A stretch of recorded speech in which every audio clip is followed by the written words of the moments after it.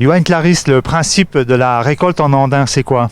Alors c'est de décomposer comparé à ce qu'on appelle une coupe directe, la coupe landénage. Donc on va passer une landaineuse ou une barre de coupe spécifique à landénage pour ensuite laisser la culture donc venir à maturité et éviter toute perte mécanique qui peuvent être telles que le vent, la pluie.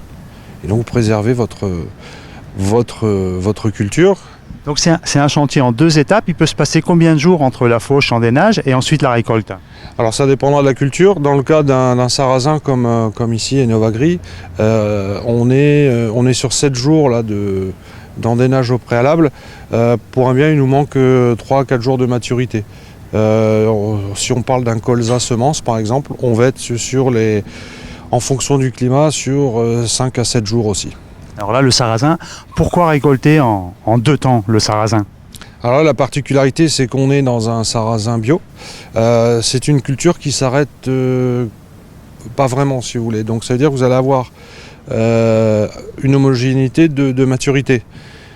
L'idée de l'andénage, c'est de stopper toute plante et d'éviter d'ingérer dans la machine de la graine qui n'est pas forcément sèche ou pas mûre. Donc on va purifier les échantillons.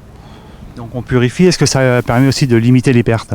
Oui, considérablement. Parce que là, dans le cas précis, on est sur une graine à maturité. Donc le fait de la coucher, vous la préservez des pertes mécaniques. Et donc vous préservez votre culture, surtout quand on est dans des cultures à forte valeur ajoutée, telles qu'une culture de sarrasin bio comme là.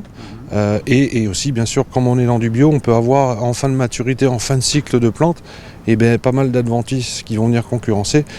Donc ça évite aussi d'ingérer des choses un peu vertes dans une machine et donc d'accroître les rendements.